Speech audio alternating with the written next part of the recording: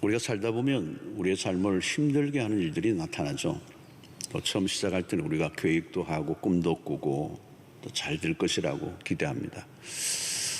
개업 예배할 때 가보면 그런 액자 많이 하잖아요. 시작은 미약하지만 나중에는 창대할 것이다. 뭐 이런 액자들 하고 막 박수도 치고 꽃다발도 하고 너무 멋있고 기대가 되고 잘 될 것 같아요.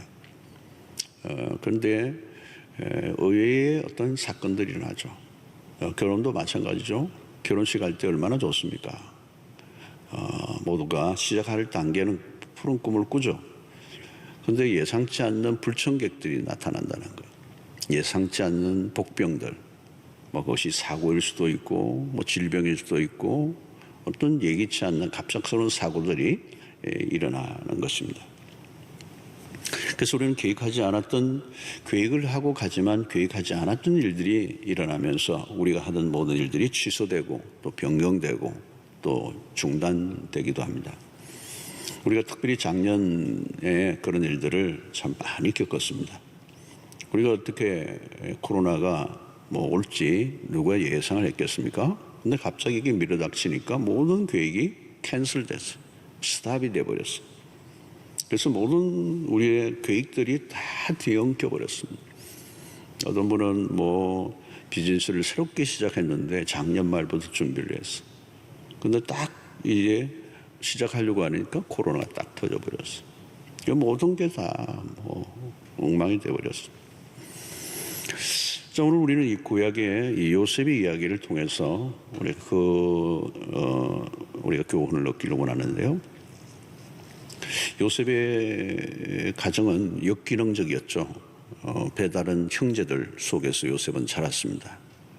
엄마가 사실은 야곱의 두 아내와 또 아내의 몸종들하고 4명에게서 낳은 자녀들이 함께 살았잖아요. 역기능적인 것입니다. 그러니까 치열한 눈치를 보고 서로 살 수밖에 없었습니다. 그런데 특별히 요셉은 아버지 야곱에게 특별한 사랑을 받죠. 근데 이게 편애입니다. 편애는 건강한 사랑이 아니죠. 이 편애 때문에 질투를 일으키게 되고 질투는 정오로 변하죠. 이 아버지의 미숙한 사랑 때문에 요셉에게로 그대로 피해가 간 것입니다. 또 요셉은 꿈의 사람으로 알려져 있습니다. 그런 꿈을 자랑했고 그 꿈을 자랑하는 것 때문에 더 미움을 받게 됐죠. 문제는 점점 더 커져갔고 결국 형들이 요셉을 애굽으로 팔아넘깁니다.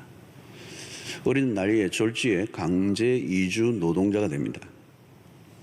아버지의 사랑을 독차지하던 그가 갑자기 종살이를 하는 겁니다. 얼마나 이게 낙차가 큽니까? 요셉의 인생에 갑자기 불을 닥친 사건입니다. 사랑받고 집에서 잘 살다가 하루아침에. 자, 그러나 여러분, 이 나쁜 일만 일어난 것은 아니에요. 종살이하던 애굽의 시위다 대장 보디발의 집에서 인정을 받습니다. 집안 전체를 책임지는 총무가 되죠. 인생이 조금 풀리는 듯 합니다. 그러나 다시 의외의 사건이 벌어지죠. 보디발의 아내의 유혹입니다. 결국은 이게 작은 문제가 아닙니다. 문제가 점점 커지는 거예요. 아마 여러 날들 동안에 치밀하게 계획된 어떤 이런 유혹이었어요. 사실 여러분, 이 보스의 아내의 청을 거절한다. 이거 어려운 일입니다. 도망을 치는 것밖에는 다른 길이 없었어요. 그래서 36개를 선택하죠. 그러나 도망으로 해결되지 않았습니다. 보디발의 아내의 모함으로 누명을 뒤집었습니다. 결국 성추행범으로 감옥을 가게 되죠. 순진한 요셉에게는 세상이 너무 악했습니다. 착하게 살아도 어려움이 오는 겁니다. 인생이 풀리는 것이 아니라 계속 꼬였죠. 시련이 한 번만 오는 게 아니고 계속 반복되는 겁니다. 이 정도면 대체적으로 사람들은 절망합니다. 그래도 이 요셉은 오뚜기 같아요. 감옥에 들어가서 최선을 다해서 인정을 받습니다. 함께하던 왕의 관원들의 꿈을 해석해 주죠. 그 일로 인해 희망의 빛이 좀 보였습니다. 그런데 그 요셉의 그 수고 또 헌신 이런 것들은 오래가지 않아요. 술 맡은 관원의 꿈을 해석해 준 덕으로 곧 감옥에서 풀려날 줄 알았는데 시간은 그냥 흘러갑니다. 약 몇 년간인가 하면 2년간 잊혀진 존재가 되죠. 여러분, 감옥에서의 2년은 짧은 시간이 결코 아닙니다. 세월이 그냥 속절없이 흐르는 것 보였어요. 이 바닥 중에 바닥을 치고 있는 겁니다. 삶이 꼬여도 많이 꼬였죠. 인생이 딱 멈춰 선 것입니다.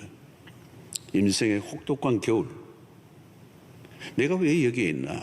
내가 열심히 살았는데, 착하게 살았는데, 정직하게 살았는데, 이런 실패가 반복되면 사람들이 자포자기하게 되죠.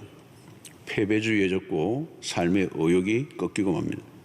그리고 자학하게 되고 비관하게 되죠. 자, 그뿐만 아니라 요셉은 꿈의 사람으로 알려져 있습니다. 특이한 꿈을 꾸었어요. 이건 사실 하나님이 주신 꿈이었습니다. 그런데 여러분, 이 꿈을 꾸는 건 참 좋은 일이죠. 그런데 이 꿈은 낭만과는 거리가 멉니다. 사람들이 자녀의 이름을 요셉이라 많이 짓는데요. 사실 꿈이 이루어져서 총리와 같이 이렇게 되면 얼마나 좋겠어요. 그런데 꿈은 대가를 지불해야 합니다. 꿈은 많은 좌절을 경험해야 되죠. 꿈은 방해를 만나고 저지를 당합니다. 그래서 꿈이 크면 고난도 크죠. 창세기 37장 18절로 20절을 보면 이런 말씀이 있습니다. 요셉이 그들에게 가까이 오기 전에 그들이 요셉을 멀리서 보고 죽이기를 꾀하여 서로 이르되 꿈꾸는 자가 오는도다. 요셉의 형들은 이 요셉을 꿈꾸는 자라고 얘기했어요. 자, 그를 죽여 한 구덩이에 던지고 우리가 말하기를 악한 짐승이 그를 잡아 먹었다 하자. 그의 꿈이 어떻게 되는지를 우리가 볼 것이니라 하는지라. 요셉의 별명 꿈꾸는 사람이에요. 이것은 형들이 만든 별명이에요. 놀리기 위해서. 여러분, 꿈은 종종 놀림을 받아요. 꿈을 꾸는 사람은 꿈이 깨어지는 아픔을 경험합니다. 꿈과 거리가 먼 사건들이 요셉에게 계속 일어나는 것이죠. 기회가 오는 듯 하다가 다시 어디론가 사라져버립니다. 문이 열리는 듯 하다가 가까이 가보면 닫히는 거죠. 이러다가 인생이 끝나는 것 아닌가? 왜 이런 일이 일어나는 거야? 내가 왜 이렇게 죽도록 고생해야 되지? 여러분, 살아가는 동안에 힘이 들면 사람들은 어떤 희망을 가질 때가 있습니다.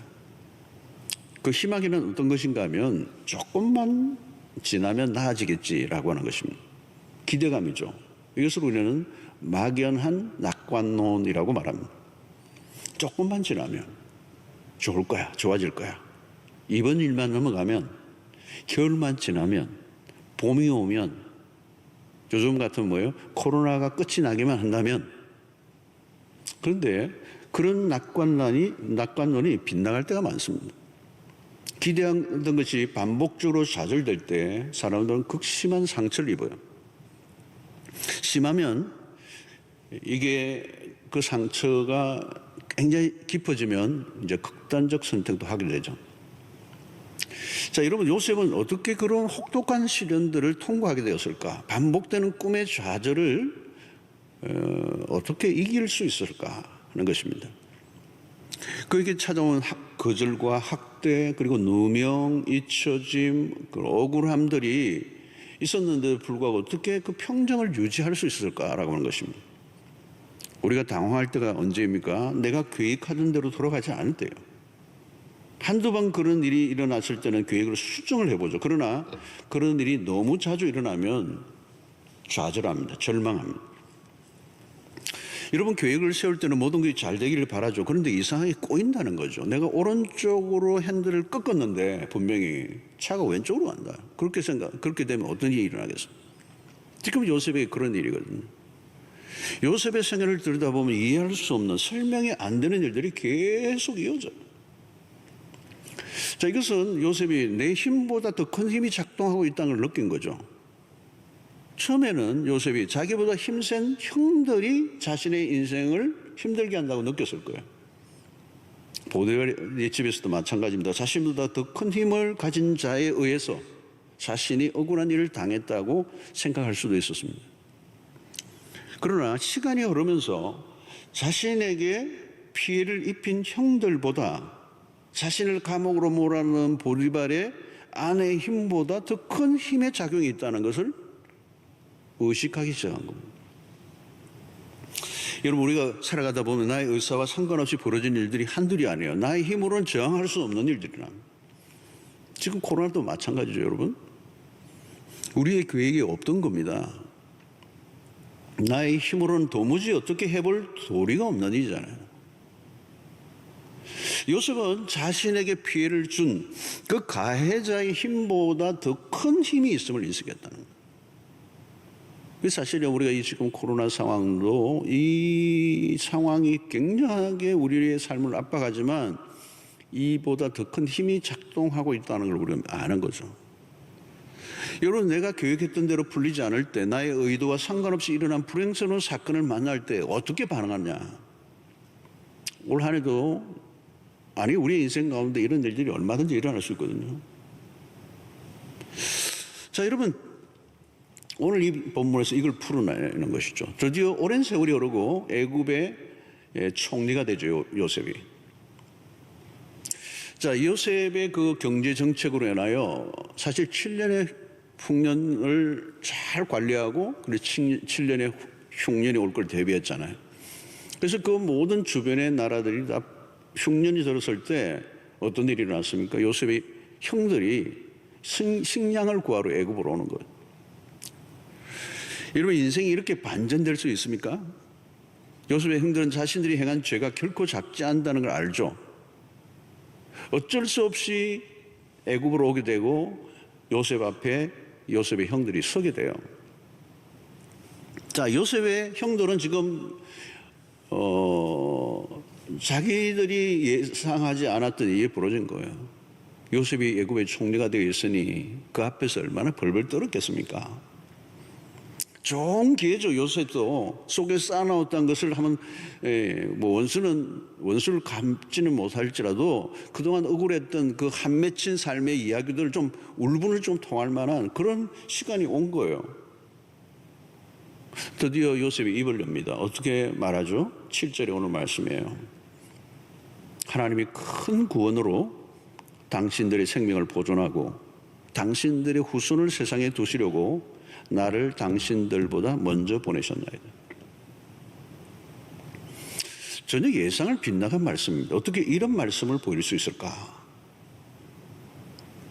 요셉의 말 속에서는 형들이 지난날의 행위에 대한 정오가 전혀 드러나 있지 않아요.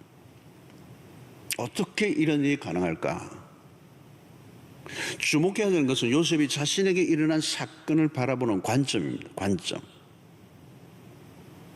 요셉의 이야기의 중심은 사람이 아니에요. 하나님이에요. 하나님.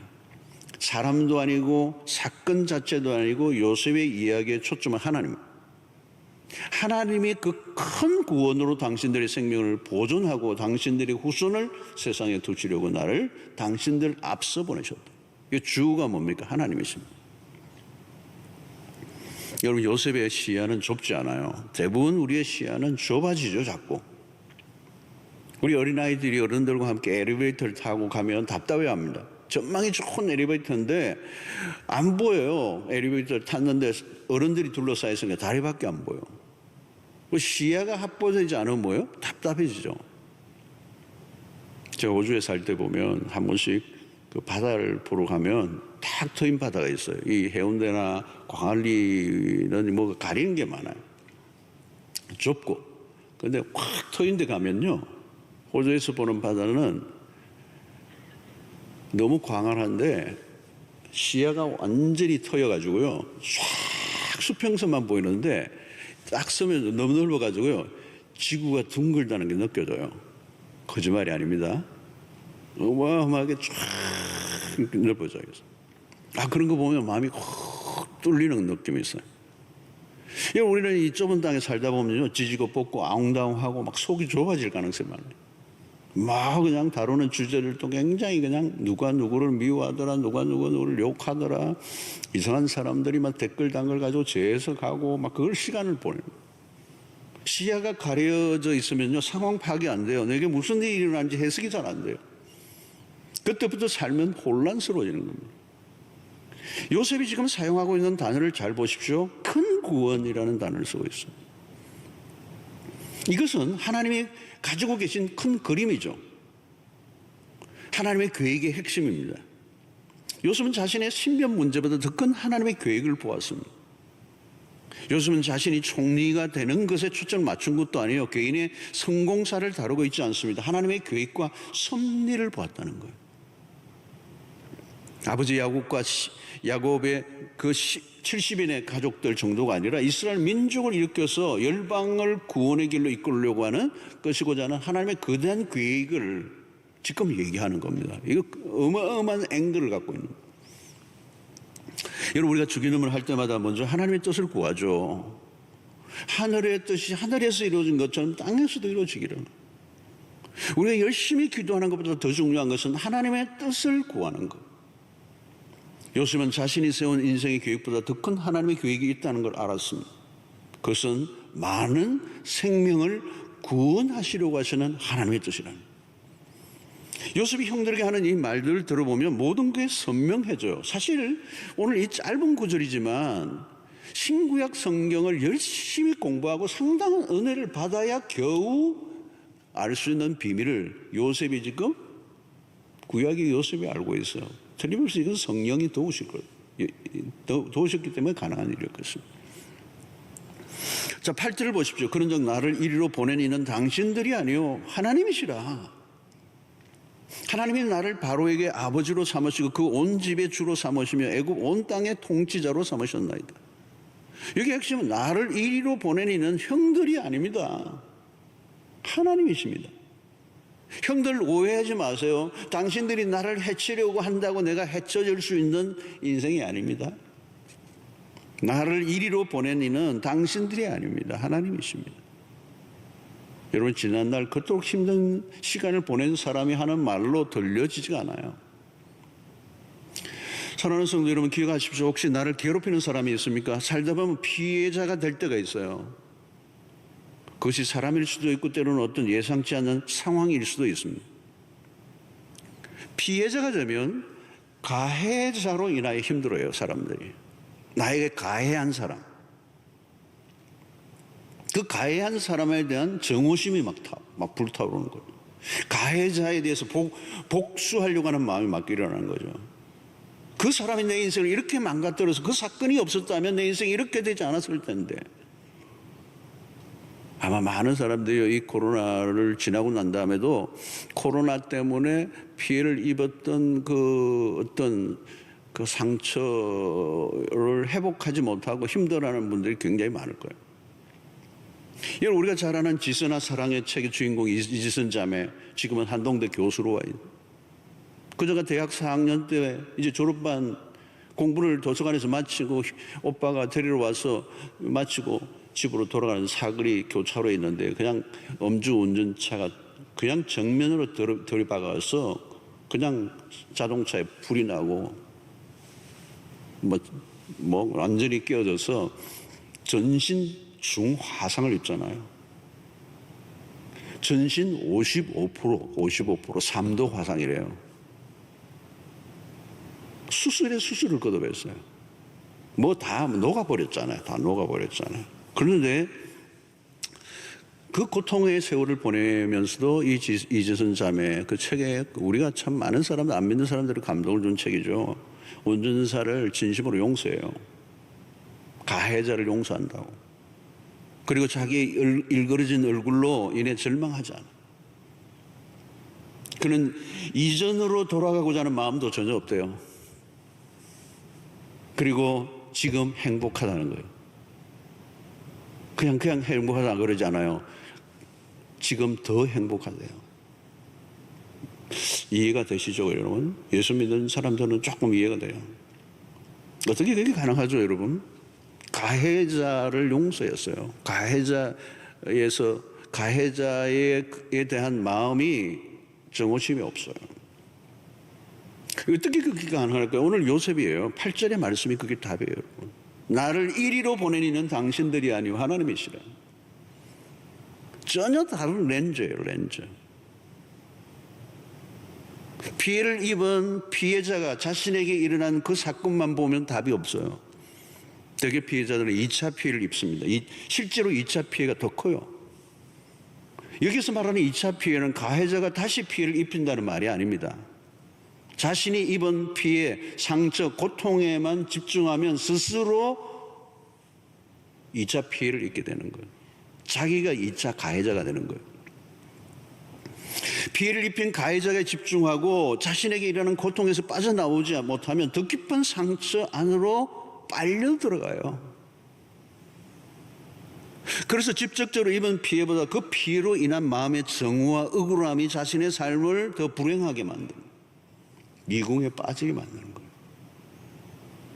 그래서 가만히 보면 1차 피해보다 2차 피해가 훨씬 더 무섭습니다. 피해를 당한 사실에만 집중하면 고통은 더 깊어져요. 우리는 일어난 그 사실보다 그 사건이 무엇과 연결되어 있는가를 보아야 돼요. 요셉은 형들이 나를 이곳에 팔아넘긴 것이 아니고 하나님이라는 거죠. 형들은 나의 인생을 비극으로 몰고 가는 능력이 없다는 거예요. 나는 형들이 나에게 강한 행동보다 하나님이 하신 일에 더 관심이 있다. 그렇게 말하고 있는 것입니다. 그렇습니다. 여러분, 우리의 삶에 결정적 영향을 미칠 분은 하나님 한 분밖에 없습니다.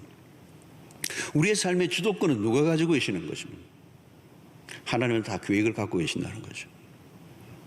단순히 내가 살고 싶은 대로 살다가 끝이 나는 인생이 되면 안 되죠. 우리는 하나님의 계획의 전모를 알고 있어야 됩니다. 그래서 우리가 성경을 익숙하게 대하면 그게 자연스럽게 우리에게 와요. 앵글이 넓어져요. 다른 렌즈를 끼게 된다는 거죠. 하나님의 계획의 전모를 보게 된다는 거예요. 사건에게만 집중하지 않는다는 거예요. 그래서 성경을 읽으면 읽을수록 우리의 시야가 넓어지고요, 사고의 폭이 넓어지고요, 객관적이게 되고요, 안목이 달라지고요, 특수 렌즈를 끼게 되고요, 어떤 한 사건에 매몰되지 않아요. 지금 요즘은 자기가 겪었던 그 상처에서 완전히 빠져나와서 하나님의 관점으로 그 사건을 다시 들여다보고 있는 거죠. 그래서 오늘 이 구절의 말씀과 함께 우리는 창세기 50장 20절의 말씀을 보죠. 당신들은 나를 해하려 하였으나 하나님은 그것을 선으로 바꾸사 오늘과 같이 많은 백성의 생명을 구원하게 하시려 하셨다. 이것과 로마서 8장 28절이 딱 짝을 맞추는 거예요. 제가 손을 너무 세게 쳤어요. 아프네. 딱 맞는 거예요. 형들이 나를 해하려고 한 것은 맞아요. 요셉은 피해자와 가해자의 관계를 설명하는 데 시간을 보내지 않습니다. 그는 하나님의 계획을 형들에게도 알려주고 있는 거죠. 하나님의 계획이 얼마나 선하신가. 하나님은 그것을 선으로 바꾸사. 멋있는 말이죠. 여러분, 하나님은 선하신 분입니다. 이게 우리를 안심시켜 주시는 대목이에요. 세상은 악한 자들이 참 덕실되죠. 여러분, 악한 자들이 생각보다 많아요. 세상은 우울해져. 그리고 악한 자들이 하나만이 아니고 여러 명이 공모를 하면요, 한 사람 죽이는 거 일도 아닙니다. 일도 아니에요. 악한 자가 힘을 가지면 더 끔찍한 일이 벌어지잖아요. 오늘 여기도 마찬가지로 대낮 백주 대낮에 형제들이 공모해서 요셉을 죽이고자 합니다. 죽이는 일이 여의치 않으니까 노예로 팔아먹어. 여러분, 인신매매다니 뭐 어디 멀리 있는 게 아니라 형제들이요. 이렇게 악할 수가 있습니까? 우리가 성경을 보면요, 인간의 그 죄의 뿌리가 얼마나 깊은가를, 얼마나 인간이 악한가를 성경은 가감없이 보여줘요. 여러분, 세상을 살다 보면 억울한 일이 많아요. 악은 성공률이 높아 보입니다. 악한 자가 득세하는 것처럼 보여요. 동생을 팔아넘기고 아버지를 완벽하게 속였습니다. 완전 범죄예요. 그 사건을 묻혀버렸잖아요. 오랜 시간 동안에. 그러나 여러분, 완전 범죄는 없어요. 하나님이 기가 막힌 방법으로 형들의 범죄를 드러내시잖아요. 자기들의 걸음으로 요셉 앞에 걸어오게 하시는 거예요. 찾아다닐 것도 없어요. 범죄자를 딱 요셉 앞에 벌벌 떨면서 서게 하시는 거예요. 어떻게 그런 일이 나왔습니까? 하나님은 그것을 선으로 바꾸사. 여러분, 하나님은 악한 자의 악을 드러내시고 억울한 일을 당한 자를 구원해 내시는 거예요. 선하신 하나님은 오늘도 두 눈을 부릅뜨고 계십니다. 악을 선으로 바꾸시는 하나님. 우리가 이것을 믿어야 합니다. 이것을 믿지 못하면 우리는 굉장히 초조해지고요, 악과 싸워서 우리도 같이 살아야 돼요. 그러나 여러분, 그럴 이유가 없다는 겁니다. 하나님의 눈앞에 악은 숨기는 일은 불가능해요. 선하신 하나님, 악은 성공률이 높아 보이지만 그렇지 않아요. 자, 이 선을 이루시는 목적은 분명하죠. 오늘과 같이 많은 백성의 생명을 구원하는 일, 이게 핵심이랍니다. 여러분, 요셉의 개인 인생은 파란만장했습니다. 세상 사람들의 표현들에 의하면 정말 팔자 사나운 사람이었어요. 그러나 그의 인생에 이해할 수 없는 일들을 하나하나 해석해 보면 보디발의 집으로 종이 되어 가고, 감옥에 들어가고, 잊혀진 시간, 이 하나하나가요, 톱니바퀴처럼 딱딱 맞아 들어가 돌아가는 거예요. 하나도 필요 없는 일이 없었습니다. 하나님이 하시는 일관된 초점은 구원을 이루어내시기 위해서, 가능한 많은 사람이 구원을 얻게 하시려고 하는 게 하나님의 의도고, 단순히 요셉이 애굽의 총리가 되는 개인의 성공사가 아니라 하나님의 위대하신 구원의 역사, 그 구원의 계획, 그것을 이루어 가시려고 하는 하나님의 섭리를 요셉이 봤다는 거예요. 그러니까 이걸 우리는 섭리신앙이라고 그래요. 섭리신앙. 요셉의 형들에서 입장에 보면 요셉을 내쫓을 때만 해도 이런 일이 일어날 줄 몰랐어요. 그가 죽었는지 살았는지 모든 게 잊혀지는 듯 했습니다. 그런데 요셉이 애굽의 권력의 최고봉에 올라있어요. 흉년이던 시대에 야곱과 전부를 먹여 살려줄 인물이 되리라고 누가 생각을 했겠습니까? 그토록 괴롭혔던 그들이 도리어 용서를 구하는 이 위치가 바뀌는 거예요. 여러분 보십시오. 아무리요, 요즘 갑질이라는 얘기도 많이 하죠. 여러분, 영원히 갑질을 할 수 있는 사람은 없어요. 이게 바뀌는 날이 올 수 있어요. 갑이 을이 되고 을이 갑이 되고, 이게 인생 가운데 늘 왔다 갔다 해요. 인생이란 묘한 겁니다. 내가 갑이라고 큰소리 치다가 나중에 을이 돼가지고 갑한테 막 살살 비는 날이 올 수도 있고요. 그런 날이 올까? 올 수 있어요. 얼마든지 뒤집어 놓는 일들이 나요. 성경을 보면 오늘 본문도 마찬가지입니다. 그렇게 괄시하고 무시를 했던 사람에게 굽신거리며 도움을 받아야 할 일이 일어날 수도 있어요. 아무도 내일 일을 몰라요. 하나님의 전문사역이 뭔지 아십니까? 하나님은 높이기도 하시고 낮추시기도 하시는 하나님입니다. 요셉을 통해 야곱의 가족 전체를 먹이신, 죽이려고 했던 그 동생이 그 앞에 가서 절을 하고 양식을 구해야 될 날이 올 줄로 꿈에나 생각했겠습니까? 마침내 하나님이 이 요셉을 통하여 이 야곱과 70인이 결국은 그 왕의 허락을 요셉 때문에 받게 되고, 고센이라고 하는 그 기름진 땅에 그 백성들이, 히브리 민족들이 거기에 흉년전 해에 보호를 받고, 그게 자손들이 번성하게 되고 히브리 민족을 일으키시고 이스라엘이라고는 나라를 태동시키시고 하나님의 구원의 거대한 계획 안에 그 민족을 쓰시는, 요셉이 본 것은 분명합니다. 오늘과 같이 많은 백성의 생명을 구원하시를 위하여 여러분, 이 구원의 역사에 초점을 맞춰야 되는 거죠. 이사야 45장 6절 7절 보니까 해 떠는 곳에서든지 지는 곳에서든지 나밖에 다른 이가 없는 줄을 알게 하리라. 나는 여호와라, 다른 이가 없느니라. 나는 빛도 짓고 어둠도 창조하며 나는 평안도 짓고 환난도 창조하나니 나는 여호와라, 이 모든 일을 행하는 자니라 하였노라. 하나님 빛도 어둠도 평안도 환난도 창조하시는 분. 우리는 한 해를 살아가는 동안에 웃을 때도 있을 것이고 울 때도 있을 것입니다. 낮과 같이 잘 풀리는 때도 있을 것이지만 밤과 같은 순간도 맞을 것입니다. 별별 일을 다 경험할 수 있을 거예요. 그러나 중요한 것은 하나님의 섭리입니다. 하나님의 섭리. 하나님은 당신의 계획을 가지고 행하시고 그분은 선하신 분입니다. 요셉이 처음부터 하나님의 섭리를 본 것은 아니에요. 억울한 일을 당하고 인생이 곤두박칠 때는 이해할 수 없는 일이 있었을 거예요. 여러분, 우리가 높은 산이나 이런 한라산에 이런 높은 산은요, 한순간에 안개가 맞고 와요. 한순간에. 그러면 길이 안 보여요. 우리 인생의 길에도 그런 일들이 많이 있습니다. 뜻하지 않게 우리의 삶을 확 앞에 시야가 보이지 않아요. 여러분, 그때 우리에게 필요한 것이 뭡니까? 믿음의 눈이에요. 하나님이 그리시는 큰 그림, 하나님 완성해 놓으신 큰 그림이죠. 하나님의 큰 구원을 이루시려고. 요셉은 이미 어린 시절 꿈을 통하여 보았어요. 그 희미하던 그림들이 살수록 더 선명해지는 겁니다. 여러분, 마귀가 하는 일이 뭔지 아십니까? 그 그림을 희미하게 만들어버리는 거예요. 우리의 삶의 목적과 방향을 다 잃어버리게 만드는 거예요.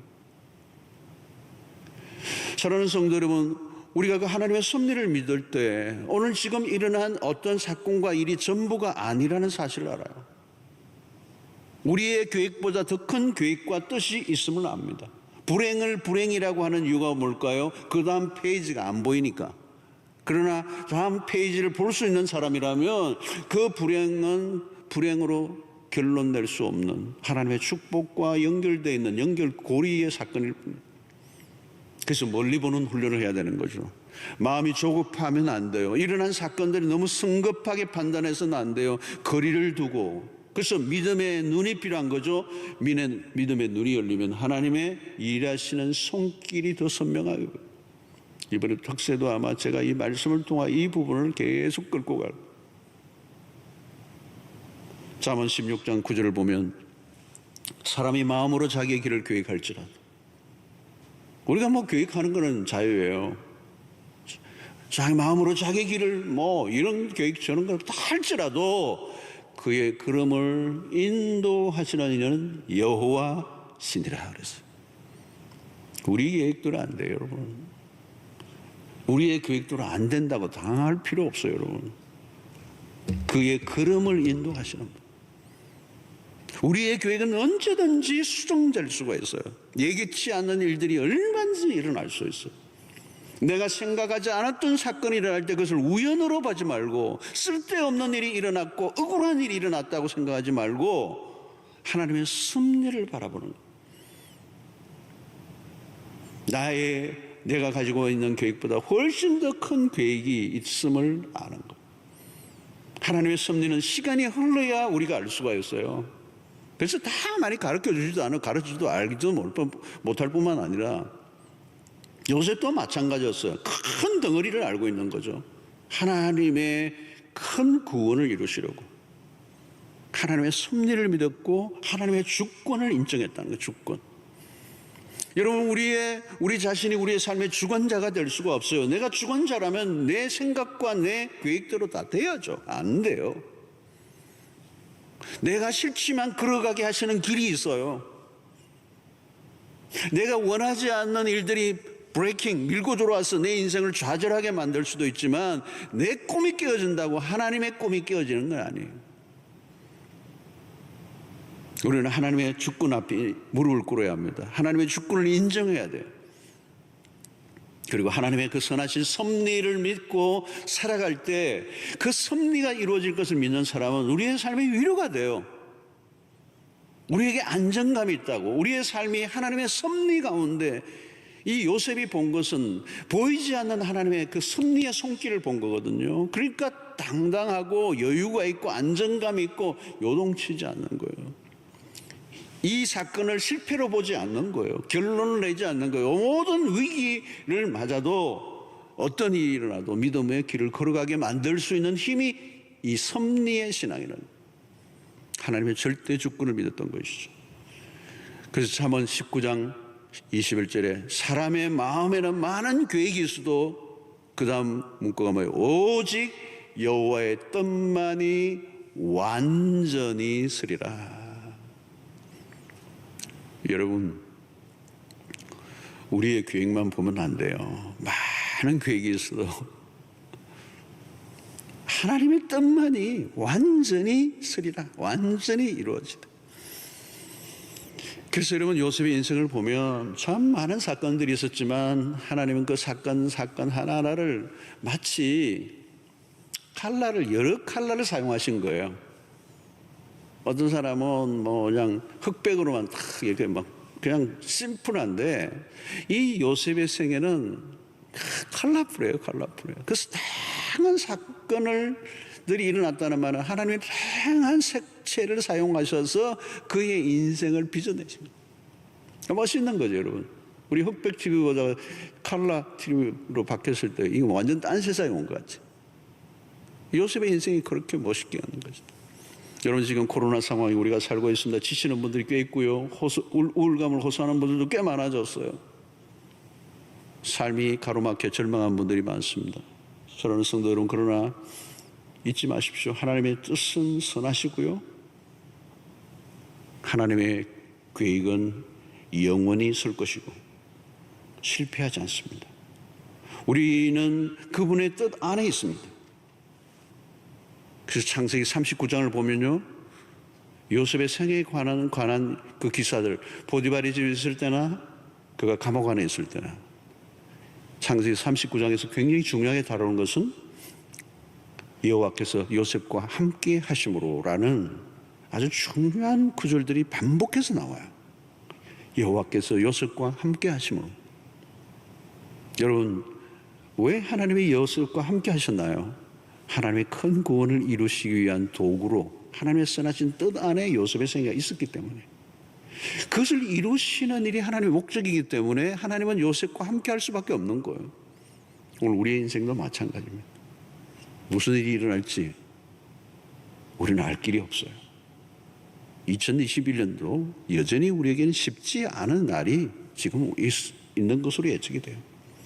그러나 절망하고 낙심하지 않는 이유는 내 인생과 내 계획과 내 인생의 목적을 따라 살아가는 인생이 우리가 아니기 때문에, 우리는 하나님의 섭리 안에 들어와 있고 하나님의 뜻을 우리가 신뢰하기 때문에 우리는 매 순간 하나님의 말씀 앞에 순종하고 또 순종하게 걸어가면, 그 하나님의 주권을 인정하고 날마다 한 걸음 한 걸음 말씀에 순종하고 걸어간다면 하나님께서 우리의 인생을 통해서 하나님의 위대한 역사를 이루실 것이고 우리의 삶은 결코 실패할 수 없음을 오늘 이 말씀을 통하여 주시고 있습니다.